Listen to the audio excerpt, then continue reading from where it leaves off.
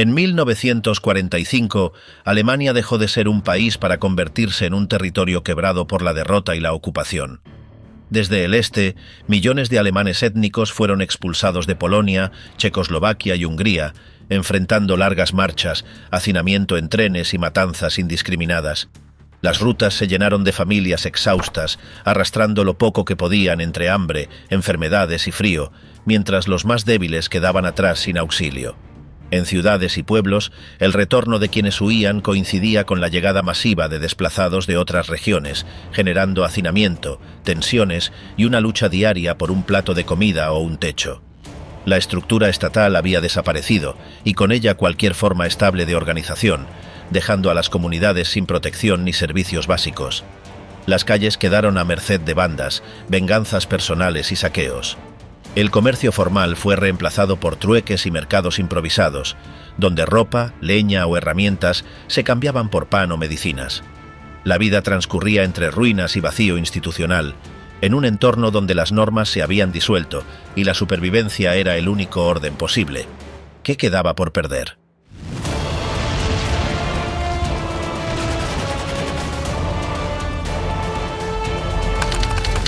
El derrumbe militar total. En el primer día de 1945, Goebbels escribió en su diario que continuaban los ataques aéreos enemigos durante el día y la noche, especialmente sobre Koblenz, Kassel y Colonia, señalando que Koblenz había sido golpeada con especial dureza y que Colonia se convertía en una montaña de escombros, mientras los habitantes que permanecían allí llevaban una vida de constante tormento.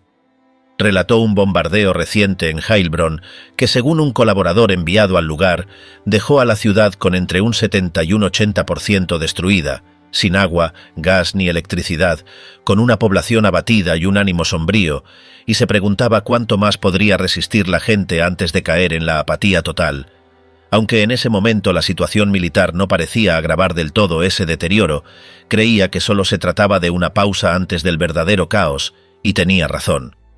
Pocos días después, el ejército soviético lanzó la mayor ofensiva terrestre jamás registrada, rompiendo el frágil equilibrio en el frente oriental y destruyendo cualquier ilusión de que la Alemania nazi pudiera evitar el desastre, precipitando el derrumbe del régimen en enero.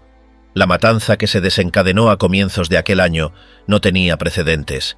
Tras años en los que las fuerzas alemanas habían llevado el terror por Europa, la violencia regresó a su propio territorio con una intensidad inédita. A medida que el imperio nazi se retiraba y los aliados avanzaban desde ambos frentes, con el país casi indefenso en el aire, la guerra se volcó por completo sobre suelo alemán. Los últimos meses fueron los más sangrientos. Solo en enero, cuando los soviéticos avanzaron del Vístula al Oder en cuestión de semanas, murieron más de 450.000 soldados alemanes, una cifra que superaba con creces el total combinado de bajas estadounidenses y británicas durante toda la guerra. En febrero, marzo y abril, las muertes alemanas en combate superaron los 280.000 cada mes, y más de una cuarta parte de todas las pérdidas militares alemanas se concentraron en los últimos 4 meses, con más soldados muertos en ese lapso que en todo 1942.943 juntos, la mayoría dentro de las fronteras del país. Las bajas aliadas, sobre todo las soviéticas, fueron todavía mayores. En la batalla por Berlín, que se prolongó 3 semanas, el Ejército Rojo sufrió más de 300.000 bajas y se estima que en el primer mes del año murieron más de 1 millón de personas. Mientras tanto, millones de alemanes huían del avance soviético, muchos sin sobrevivir al duro invierno, y los bombardeos aliados alcanzaban su punto más intenso, pues con las defensas aéreas alemanas ineficaces y todo el territorio al alcance, se arrojaban más bombas que nunca. Las aeronaves de bajo vuelo podían atacar con libertad tanto a soldados como a civiles, y dentro de las zonas que aún controlaba el régimen, las propias fuerzas alemanas aplicaban medidas extremas contra la población y los trabajadores extranjeros para mantener el orden, reprimir el derrotismo y evitar cualquier intento de rendición, repitiendo métodos del colapso de 1918. Alemania quedó atrapada en un torbellino de destrucción total. Lo ocurrido a partir de enero no fue una simple continuación del sufrimiento de 1944, sino un salto en intensidad y forma.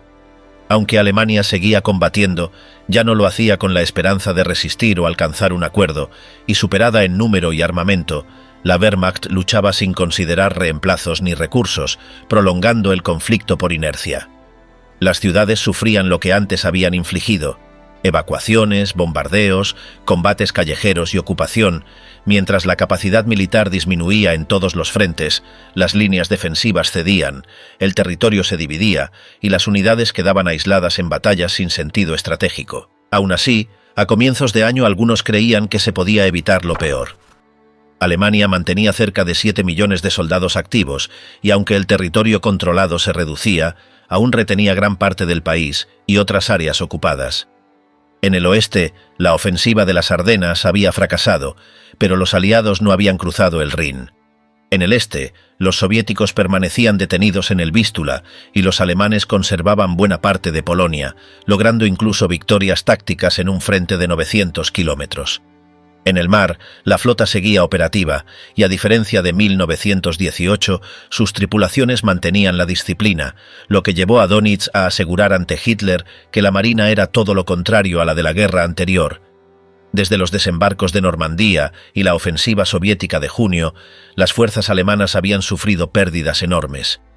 Francia había sido recuperada por los aliados y unas 30 divisiones estaban atrapadas en Curlandia y Memel, abastecidas solo por mar, pero el ejército nazi aún organizaba defensas y mantenía líneas.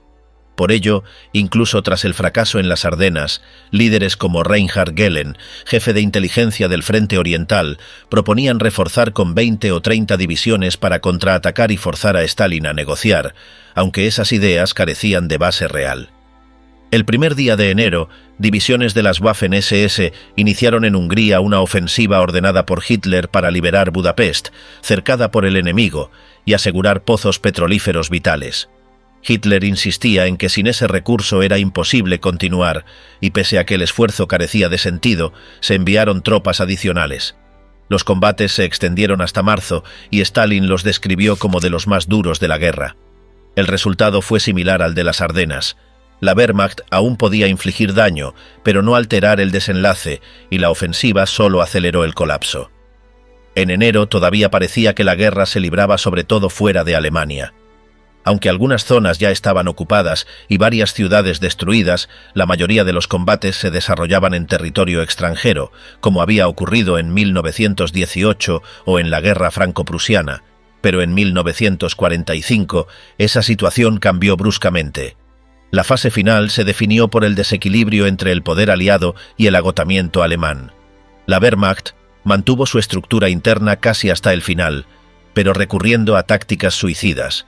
Jóvenes de 17 años enviados al frente sin preparación, las últimas reservas gastadas en una defensa sin futuro y decisiones de mando que condenaban a soldados y civiles por igual, sin oposición en la cúpula, en una estrategia que carecía de toda lógica militar. El fanatismo del régimen se reflejaba también en sus intentos de movilizar a la población. Frente a la invasión inminente, se convocaba a todos los hombres de entre 16 y 60 años al Volkssturm, una milicia popular armada, presentada como una defensa heroica inspirada en la lucha de 1813 contra Napoleón. En un discurso, Himmler prometía que cada kilómetro costaría ríos de sangre, asegurando que pueblos, ciudades y bosques serían defendidos por jóvenes, ancianos y, si era necesario, por mujeres, y que guerrilleros operarían tras las líneas enemigas. Esa era la imagen del final que transmitía el régimen, reforzada por el último mensaje de Hitler, en el que aseguraba que no se repetiría lo de 1918 y que la resistencia continuaría hasta quebrar al enemigo. Violencia sin control en las ciudades alemanas. En los tribunales improvisados bastaba una acusación anónima y las cárceles estaban llenas de personas arrestadas por escuchar radios extranjeras, por quejarse del racionamiento o por no mostrar suficiente entusiasmo hacia la guerra, siendo muchos de esos prisioneros asesinados antes de que llegaran los aliados. Los linchamientos se volvían frecuentes en medio del clima de paranoia y los vecinos desconfiaban unos de otros. Había quienes denunciaban a conocidos por robar alimentos o hablar contra Hitler, y algunos ciudadanos organizaban patrullas locales para vigilar calles, controlar documentos y castigar a quienes escapaban de las órdenes de defensa civil. En ciudades cercanas al frente, las palizas públicas se convertían en espectáculo. Se azotaba a mujeres que conversaban con soldados enemigos, se golpeaba a comerciantes acusados de esconder mercancías y se atacaba a niños por robar pan. La confusión y el miedo generaban una atmósfera en la que cualquier señal de debilidad podía costar la vida. Las tropas aliadas, al avanzar por territorio alemán, se encontraban con una población exhausta y desorganizada, y en muchos casos no distinguían entre combatientes y civiles. Hubo registros de tiroteos en aldeas sin resistencia, y al entrar en ciudades destruidas algunas unidades abrían fuego ante la mínima sospecha. En otras zonas, el vacío posterior a la retirada alemana favorecía saqueos y venganzas, y algunos soldados actuaban por cuenta propia. Se denunciaron ejecuciones sin juicio y abusos contra pobladores desarmados, y en ciertos pueblos los civiles eran reunidos por la fuerza para presenciar castigos o entregar bienes personales. Los arrestos masivos se convirtieron en una imagen habitual y se detenía a cualquiera que llevara uniforme, insignias, documentos del partido o hubiera trabajado en oficinas del régimen. Las condiciones en los centros de detención eran precarias, con escasez de comida, camas y atención médica. Muchos prisioneros pasaban semanas sin contacto exterior y las acusaciones eran imprecisas, desde pertenencia a organizaciones nacionalsocialistas hasta sospecha de colaboración o represalia directa. En los campos improvisados se amontonaban desde adolescentes reclutados en el Volkssturm hasta ancianos que habían servido como funcionarios locales, y en ocasiones las tropas destruían viviendas enteras como castigo colectivo. También hubo casos en que antiguos prisioneros liberados por los aliados, incluidos sobrevivientes de campos, tomaron represalias, atacando a guardias capturados o a ciudadanos que habían participado en el sistema represivo. Aunque muchos de estos actos no estaban organizados, reflejaban el colapso total de cualquier norma jurídica, y en varias zonas la autoridad dependía exclusivamente de la fuerza. Quien tenía un arma, mandaba. Incluso después del cese de combates, continuaron los incidentes de violencia esporádica, robos armados y ajustes de cuentas entre vecinos. La huida imposible desde el este alemán. El cruce del lago helado de Friedrichshafen fue una de las escenas más dramáticas. Civiles que intentaban escapar se aventuraban sobre la superficie congelada mientras caían bombas desde el cielo, y algunos vehículos pesados rompían el hielo y se hundían con todos sus ocupantes. Otros eran alcanzados por fuego de artillería, quedando cadáveres y restos dispersos sobre el hielo. Entre los muertos había niños, ancianos y mujeres embarazadas, sin que existiera protección alguna. La desesperación llevaba a muchos a arriesgarse en rutas inestables, porque la única alternativa era quedarse atrás y enfrentar un destino incierto. Los trenes de evacuación tampoco ofrecían seguridad. Los pocos disponibles iban repletos de gente que se colgaba de los estribos, con vagones abarrotados y sin calefacción. Muchos morían durante el trayecto, asfixiados o congelados. En numerosas zonas, las vías eran bombardeadas y los convoyes quedaban detenidos a mitad de camino, obligando a los pasajeros a continuar a pie, cargando niños y pertenencias sobre la nieve. Las escenas de madres caminando descalzas con sus hijos en brazos se repitieron durante todo el invierno. La falta de refugio era otro problema grave. Iglesias, graneros y casas abandonadas eran ocupados por grupos de familias sin ningún tipo de organización, y las enfermedades se propagaban rápidamente en esos espacios cerrados y sin higiene. La disentería, el tifus y la fiebre tifoidea causaban miles de muertes. Sin medicinas, sin médicos, sin mantas ni comida, los más débiles no sobrevivían más de unos días. En algunos pueblos, los cadáveres se acumulaban sin que hubiera tiempo ni medios para enterrarlos, y los campos quedaban sembrados de cuerpos congelados. En medio de esta situación, la violencia era constante. Había saqueos, agresiones, linchamientos y ejecuciones improvisadas en las carreteras. Personas señaladas como colaboradoras del régimen nazi eran atacadas sin juicio ni pruebas, y también se producían enfrentamientos entre los propios civiles cuando los recursos escaseaban. Algunos huían con animales, lo que provocaba asaltos de otros que buscaban carne para alimentarse. Las caravanas de gente en fuga eran vulnerables a cualquier ataque, pues la mayoría se movía sin escolta y sin protección. Las autoridades locales, sobrepasadas, dejaron de dar órdenes coherentes.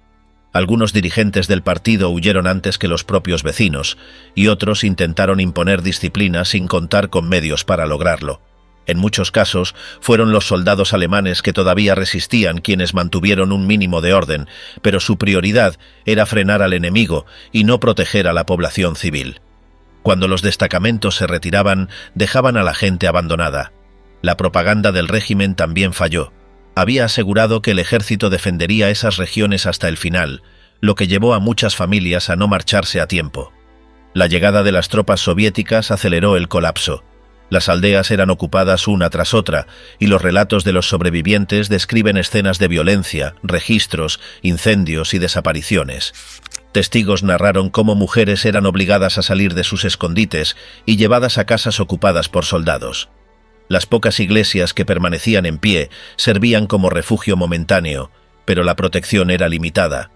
En las zonas rurales, muchas familias se internaban en los bosques, donde el frío y la falta de alimentos las iban eliminando una a una. El desorden de la huida también hizo que se perdieran registros y documentos.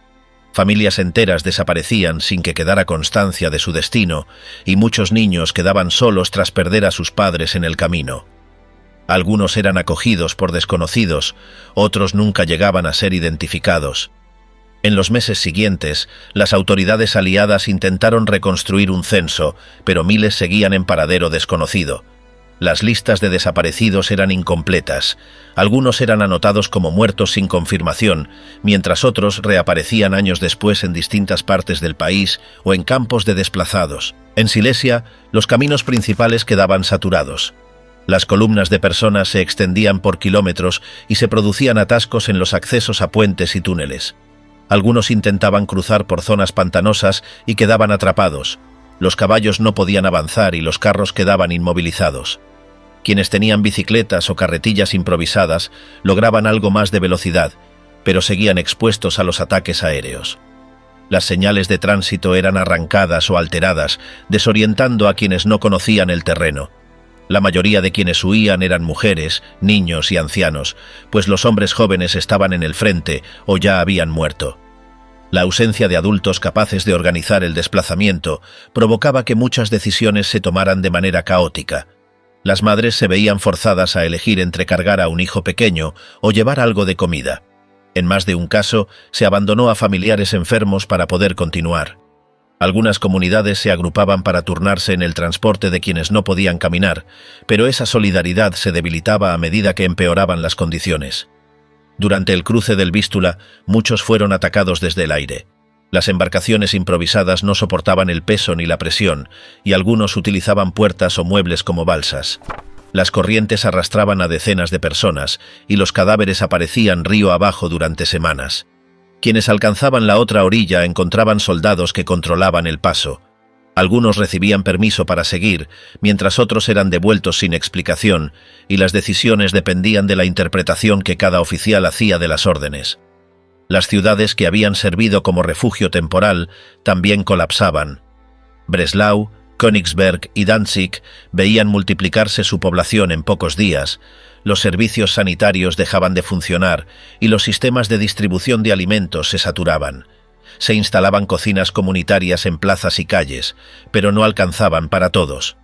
La gente hacía fila durante horas por una ración de sopa y muchos morían esperando. La nieve se acumulaba sobre los cuerpos y quienes resistían preferían no mirar a los lados, con la muerte convertida en parte del paisaje diario. Cuando algunas zonas quedaron bajo control soviético, los desplazamientos no se detuvieron. Muchos eran obligados a dejar sus casas por órdenes de las nuevas autoridades, y otros huían hacia el oeste por temor a represalias. La población alemana del este se redujo drásticamente. Las propiedades fueron confiscadas y los documentos anulados, lo que incluía títulos de tierra, registros familiares y certificados de nacimiento. En ciertos casos, las casas eran ocupadas por otros grupos de desplazados, generando nuevos conflictos. El colapso interno del régimen nazi.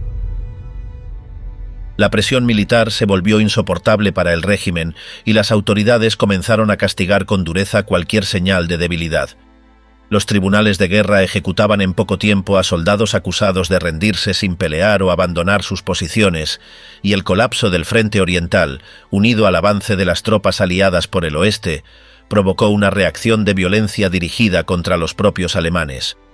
En muchas localidades, los alcaldes eran presionados para impedir cualquier acercamiento con las fuerzas aliadas, y si alguien intentaba izar una bandera blanca, era acusado de cobardía. Algunos fueron fusilados por permitir la entrada de tropas enemigas sin resistencia. Los miembros del partido mantenían un control estricto hasta los últimos días, sobre todo en zonas rurales donde la estructura de poder seguía operativa. Allí, la ideología se sostuvo con más firmeza, mientras en las grandes ciudades el caos hacía imposible mantener un control total. Los suicidios aumentaron de forma alarmante. En la capital y en otras ciudades importantes, muchas personas decidieron quitarse la vida ante la inminente llegada del Ejército Rojo. El temor no se limitaba a la ocupación extranjera, sino también a los castigos internos. Hubo familias que murieron juntas usando veneno o armas de fuego, y en refugios subterráneos era común encontrar cuerpos sin vida junto a restos de comida, ropa quemada o notas explicando la decisión. La idea de una Alemania derrotada resultaba insoportable para quienes habían crecido bajo la propaganda de la victoria asegurada. Algunos funcionarios leales al régimen llevaron esta lógica al extremo.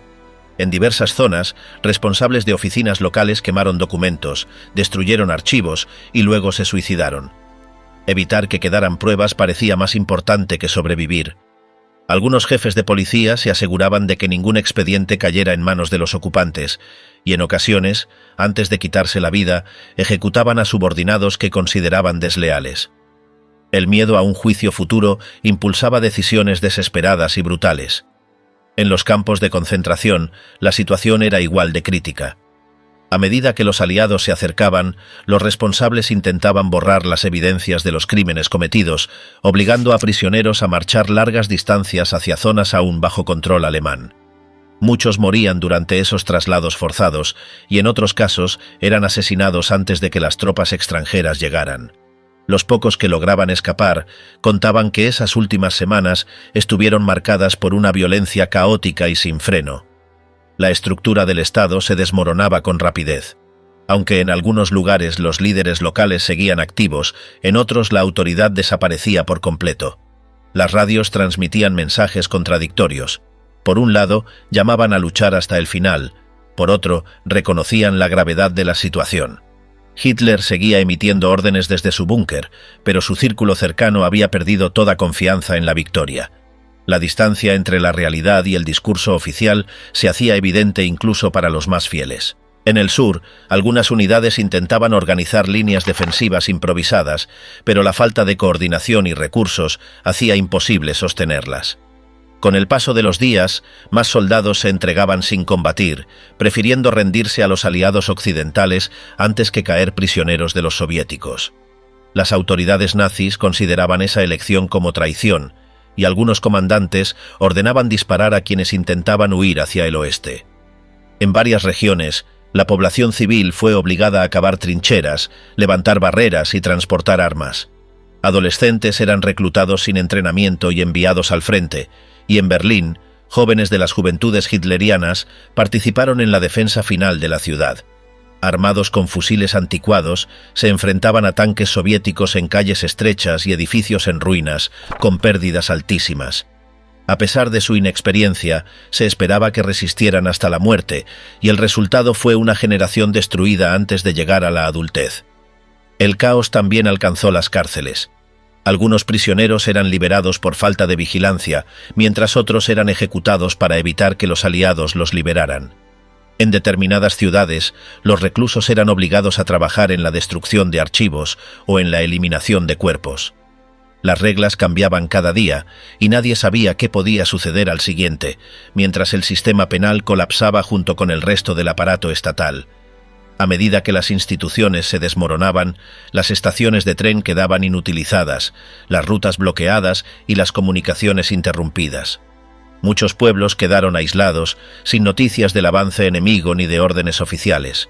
En algunas regiones, las radios fueron confiscadas o destruidas, y los diarios dejaron de circular. La población vivía en completo desconcierto, sin saber si resistir, huir o rendirse. Los rumores sustituían a la información y decisiones críticas se tomaban con base en mensajes parciales, especulaciones o suposiciones. La falta de orientación desde el centro del poder hizo que cada comunidad enfrentara el derrumbe a su manera, con improvisación, miedo y decisiones contradictorias. Los rumores crecían sin control. Se hablaba de columnas de tanques enemigos avanzando sin resistencia, de armas secretas capaces de cambiar el curso de la guerra, o de que las potencias occidentales se unirían a Alemania contra el comunismo. Ninguna de estas creencias se hizo realidad. La derrota era inevitable, aunque el régimen insistiera en negarlo. Cada día que pasaba, el derrumbe se volvía más evidente.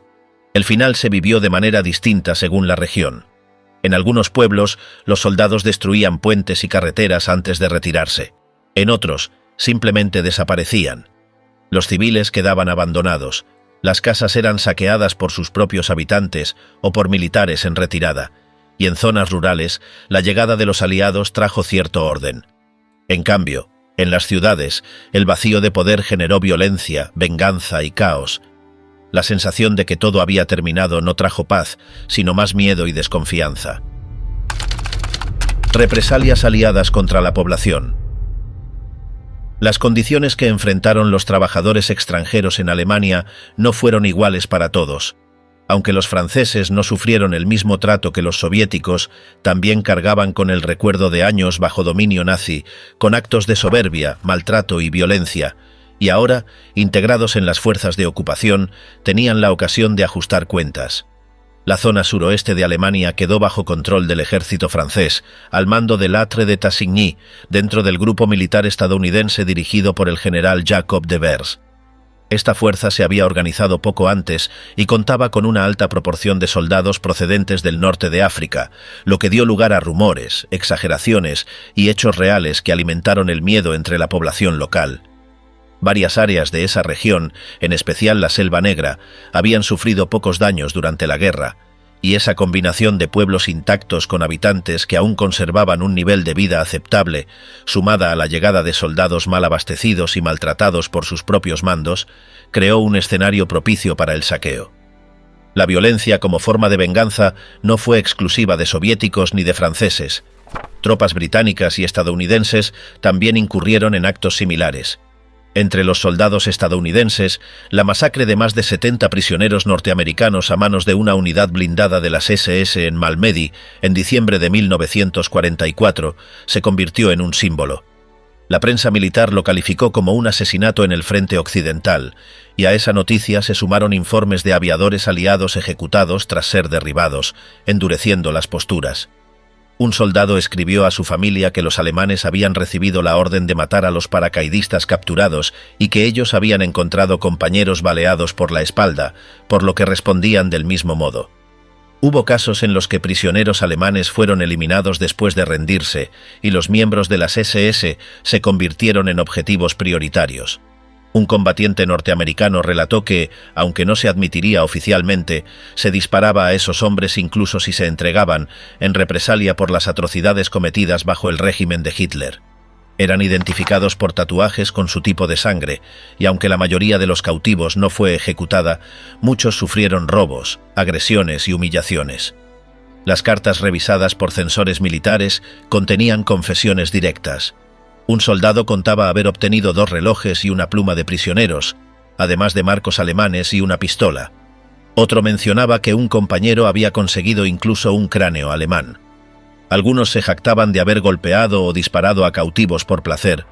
En otro mensaje, un soldado relataba con sarcasmo que había enviado un reloj a su familia, arrebatado a un capitán alemán, y que, al quejarse éste, simplemente le disparó.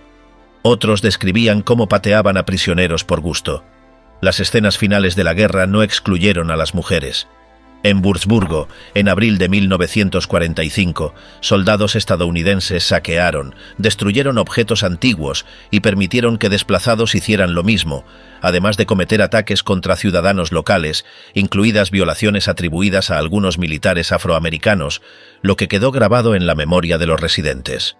Durante los meses de marzo y abril, casi 500 soldados estadounidenses fueron procesados por este tipo de delitos.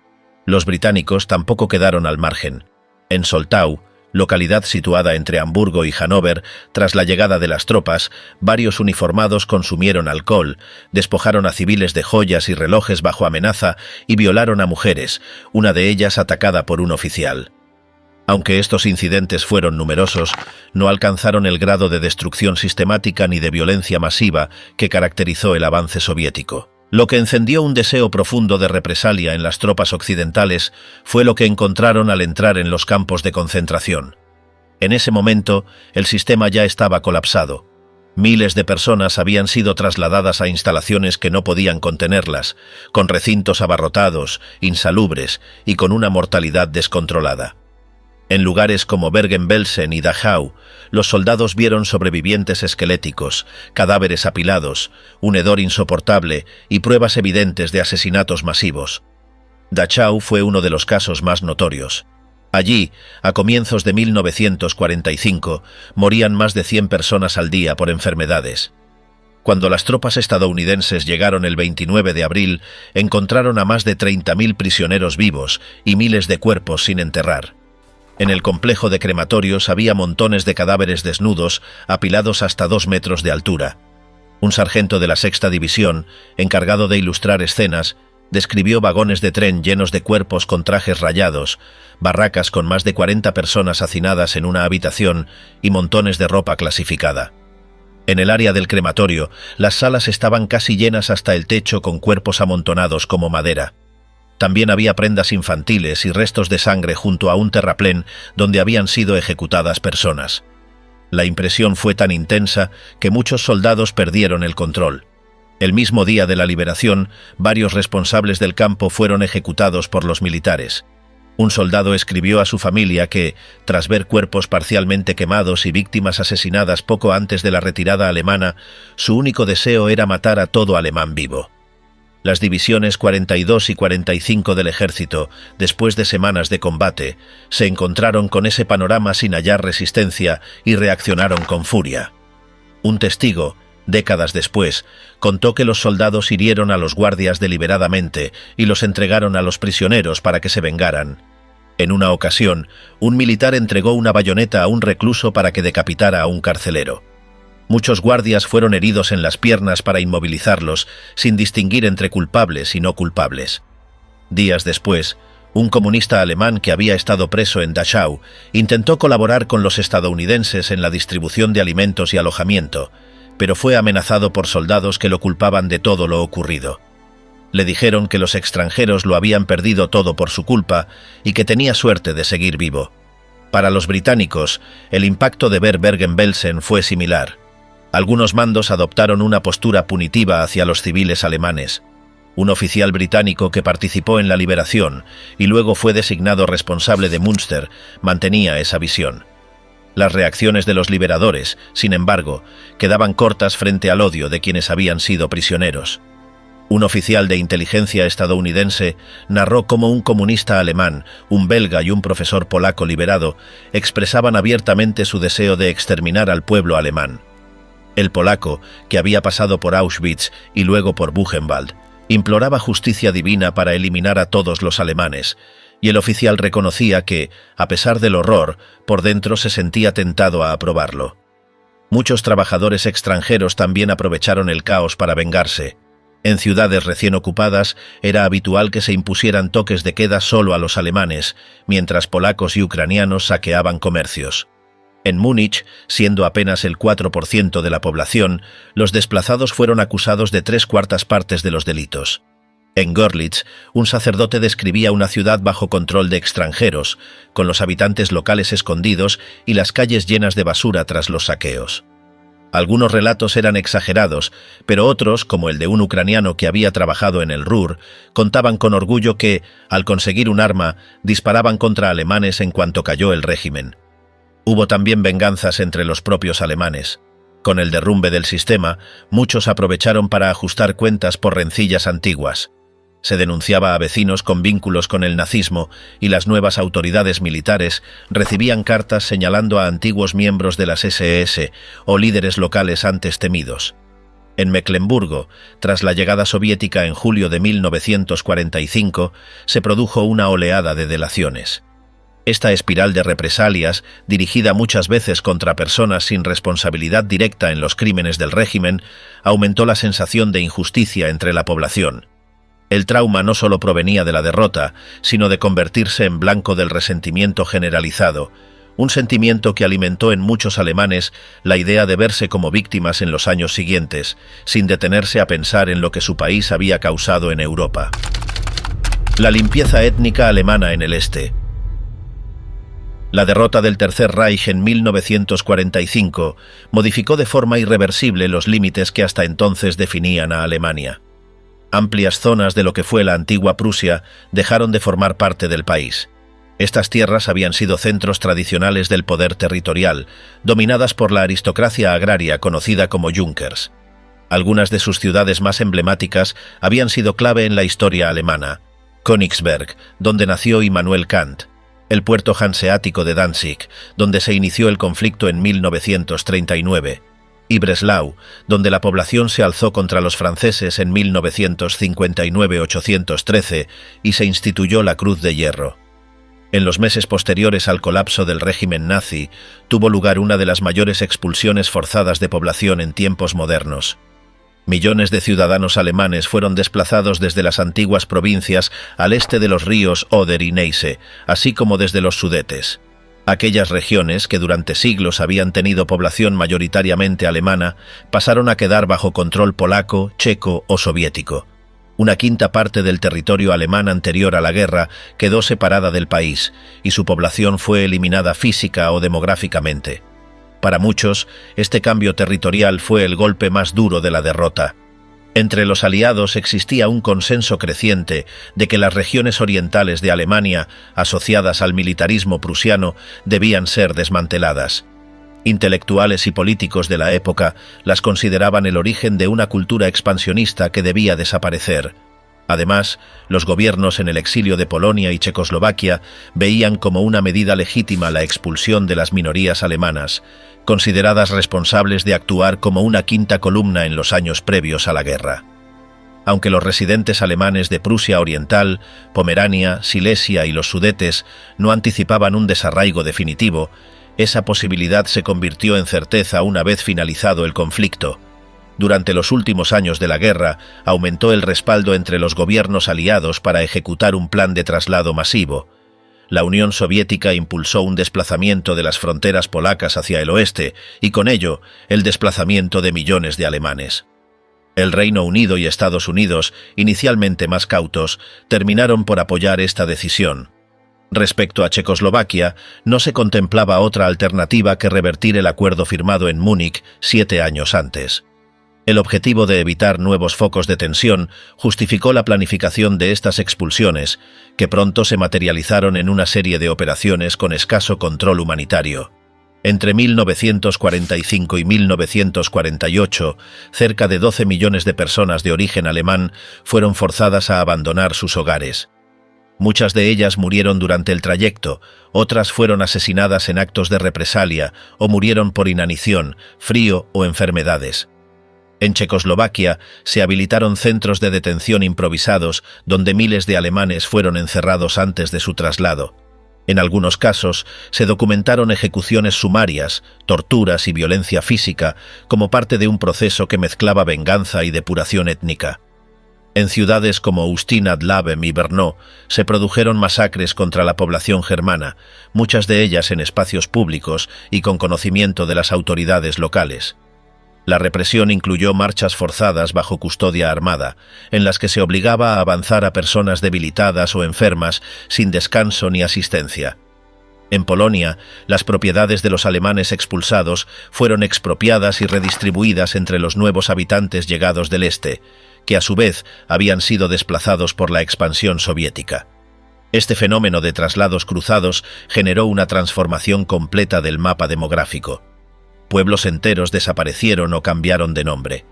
Los cementerios germanos fueron destruidos, las iglesias reutilizadas o demolidas y los registros civiles anulados. Todo rastro cultural que indicara una presencia alemana fue borrado sistemáticamente. En Silesia, las operaciones de limpieza se llevaron a cabo bajo supervisión militar. Tropas polacas y soviéticas escoltaban los desplazamientos. En muchas ocasiones, la resistencia civil fue respondida con castigos colectivos. Las víctimas de esas represalias fueron enterradas en fosas comunes, sin identificación ni ceremonia. Algunos relatos recogidos por observadores de la época mencionan poblaciones enteras llevadas a campos provisionales donde el hacinamiento y la falta de agua aceleraron las muertes. Las cifras exactas de fallecidos durante este proceso siguen siendo objeto de estudio, pero las estimaciones más prudentes hablan de al menos 500.000 de muertos, con algunos cálculos que superan el 1.000.000. La mayoría de las víctimas eran civiles que no habían participado en la guerra ni en la administración del régimen nazi. La lógica de culpa colectiva impuesta por las potencias vencedoras eliminó cualquier distinción entre combatientes y población común. El impacto psicológico y social de estas expulsiones se reflejó en la fragmentación de comunidades y en la ruptura de vínculos familiares. Numerosos niños fueron separados de sus padres y, en muchos casos, adoptados por familias locales sin posibilidad de reunificación.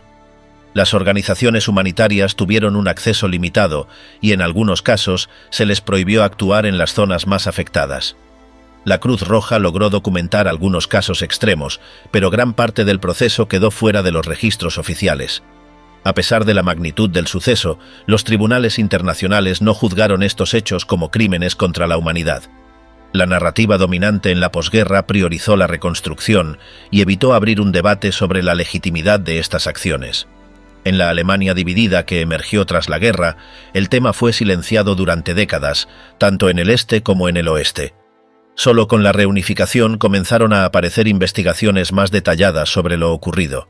La pérdida del este no solo fue territorial, supuso también la eliminación física de una parte significativa de la población germana que habitaba más allá de las nuevas fronteras.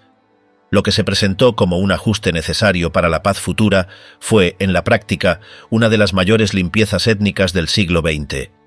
A través de trenes abarrotados, caminos cubiertos de cuerpos y aldeas vacías que nunca fueron repobladas por sus habitantes originales, el este desapareció del mapa alemán sin dejar espacio para el retorno. Vidas rotas tras la expulsión forzada. La desaparición del Reich convirtió a millones de personas en desplazados sin tierra, sin techo y sin bienes, obligados a dispersarse por territorios desconocidos en busca de un lugar donde instalarse mientras la desorganización y la escasez se extendían en todas direcciones. No eran solo quienes huían del avance del Ejército Rojo, sino comunidades completas expulsadas de regiones orientales que ahora estaban bajo control extranjero. En pueblos y ciudades del oeste, estaciones de tren y caminos rurales se llenaron con columnas de carros, bultos improvisados y rostros exhaustos. Mujeres con hijos pequeños, ancianos desnutridos y hombres heridos avanzaban sin saber a dónde ir. Algunos dormían en establos abandonados, otros bajo cobijas rasgadas en campos abiertos. La mayoría no llevaba más que lo que podía cargar. Las enfermedades contagiosas se propagaban con rapidez y el acceso a atención médica era casi nulo. En muchas zonas rurales, las autoridades locales fueron incapaces de manejar el flujo constante de recién llegados. Los registros existentes se saturaron en semanas. Los hospitales, albergues temporales y centros de ayuda no daban abasto, y municipios pequeños se vieron obligados a recibir miles de personas con apenas recursos para sus propios vecinos. Algunas aldeas duplicaron su población en pocos días, las escuelas se transformaron en alojamientos de emergencia y los edificios públicos se adaptaron como comedores improvisados. Los recién llegados eran llamados refugiados, aunque muchos seguían siendo ciudadanos del Reich, desplazados desde regiones perdidas. A menudo eran recibidos con recelo, acusados de aumentar la presión sobre los alimentos escasos o de ocupar viviendas sin permiso. La desconfianza hacia los extraños crecía alimentada por la tensión continua y el resentimiento acumulado tras años de guerra y privaciones. Las diferencias culturales acentuaban el rechazo. Aunque hablaban alemán, los acentos, costumbres y vestimenta delataban su origen. En algunas localidades fueron concentrados en zonas separadas, apartados de la vida comunitaria, mientras los rumores sobre su procedencia y comportamiento circulaban sin control. A algunos se les vinculaba con el antiguo régimen, lo que agravaba su aislamiento. El hambre se convirtió en un enemigo diario. En muchos lugares, el reparto de alimentos era insuficiente para cubrir las necesidades mínimas. Raciones reducidas, panes endurecidos y sopas aguadas eran el único sustento.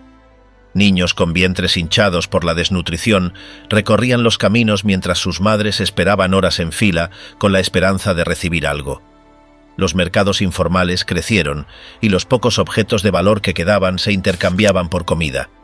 En los bordes de las ciudades comenzaron a levantarse asentamientos improvisados, casas de madera, chozas hechas con materiales recuperados y refugios cubiertos con lonas formaban nuevas periferias.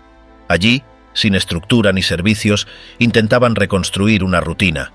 Algunos organizaban escuelas informales, otros creaban puntos de asistencia vecinal y se formaban redes espontáneas de cooperación para repartir leña, cocinar en común o cuidar a los enfermos. La situación legal de los desplazados era incierta.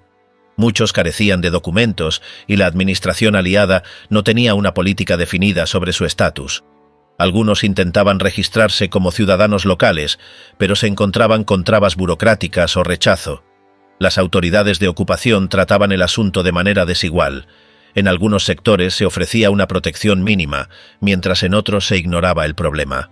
La ausencia de un protocolo común aumentaba la inseguridad. Quienes habían sido expulsados del este solían poseer propiedades, negocios o empleos estables. La pérdida total no era solo material, sino también identitaria. Vivir como extraños en su propio país generaba una sensación de ruptura difícil de asimilar. Testimonios de la época reflejan el desconcierto ante una vida que parecía borrada de un día para otro. Algunos relataban cómo, en cuestión de días, pasaron de residir en casas familiares a dormir sobre sacos de paja en establos comunales. El impacto emocional no siempre fue inmediato, pero dejó huellas profundas. Los niños crecieron sin referentes estables, en entornos donde la violencia, el abandono y la desesperanza eran comunes. La escolarización se interrumpió durante meses o años. Algunos aprendieron oficios desde temprana edad para ayudar a sus familias, mientras otros quedaron atrapados en sistemas de asistencia que no ofrecían salidas reales. En algunos lugares, los refugiados lograron formar comunidades cohesionadas, restableciendo redes de confianza, cooperativas de producción o actividades religiosas que les dieron cierta estabilidad. Sin embargo, estos espacios eran frágiles y dependían de factores externos como el clima, la disponibilidad de recursos o la actitud de las autoridades locales. Bastaba un conflicto menor para provocar un nuevo desplazamiento. El tiempo no resolvió todas las tensiones. Años después del fin de la guerra, persistían las disputas por viviendas, tierras cultivables y empleos. En algunos pueblos, los enfrentamientos derivaron en violencia física o incendios provocados. Las instituciones oficiales pocas veces intervenían con eficacia. A pesar de todo, la mayoría de los desplazados se adaptó. Encontraron formas de subsistir, de integrarse poco a poco, o al menos, de sobrevivir con dignidad. Los registros demográficos muestran que, con el paso del tiempo, muchos se asentaron definitivamente en sus nuevos entornos. Algunos recuperaron oficios, otros se incorporaron a las redes industriales que empezaban a reconstruirse. Los niños crecieron como parte de una generación que no conoció la vida anterior, pero heredó el peso del desarraigo. Lo que quedó fue una sociedad marcada por la pérdida, pero también por una resiliencia silenciosa. La guerra había terminado, pero su sombra seguía presente en los caminos polvorientos, en las voces apagadas que hablaban de lo que fue y en los campamentos que aún permanecían en los márgenes del recuerdo. La anarquía total tras la rendición. Durante años, los alemanes se habían identificado con la idea de estructura y disciplina, pero en 1945 la realidad estaba dominada por la confusión. La violencia del final de la guerra, la caída de las instituciones, la destrucción de las ciudades, el movimiento incontrolado de desplazados y la presencia masiva de tropas extranjeras alteraron por completo la vida cotidiana.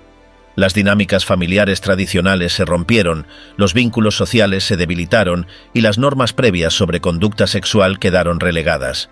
La criminalidad creció sin freno y muchos adultos veían a los jóvenes como fuera de control. Para una gran parte de la población, la sensación era de derrota, vacío y desesperanza. Testigos de la época describían un ambiente donde nada ofrecía estabilidad ni seguridad, y lo que más contribuía a ello era la ausencia total de protección pública. Aunque la policía alemana había sido un instrumento represivo antes del colapso, representaba un referente de autoridad, y con el hundimiento del régimen incluso eso desapareció. La desaparición de cualquier estructura formal favoreció la expansión de redes clandestinas que comenzaron a operar al margen de toda autoridad. En regiones agrícolas, algunos depósitos de grano y almacenes comunales fueron tomados por grupos armados que imponían normas propias y exigían pagos en especie para permitir el acceso. Las rutas principales eran bloqueadas con frecuencia por barricadas improvisadas, donde individuos no identificados interceptaban a los viajeros para requisar víveres, animales o herramientas. Se reportaron casos en que convoyes de ayuda eran desviados por completo antes de llegar a su destino, y en ciertas localidades el intercambio de mercancías se realizaba únicamente a través de contactos informales bajo vigilancia constante. La imposibilidad de recurrir a una institución reconocida provocó que muchas familias optaran por ocultar sus pertenencias bajo tierra o abandonar sus hogares durante la noche para evitar ser despojadas. El miedo no provenía de ejércitos extranjeros, sino de aquellos que, sin uniforme ni cargo oficial, se atribuían funciones de control local. La fragmentación del país había dado lugar a pequeños círculos de control local, y la supervivencia dependía cada vez más de la relación directa con quienes se habían adueñado del mando en cada zona. Los niños quedaron en una situación especialmente grave. Muchos perdieron a sus familias o fueron separados de ellas durante los desplazamientos y vagaban por las calles en busca de comida o refugio.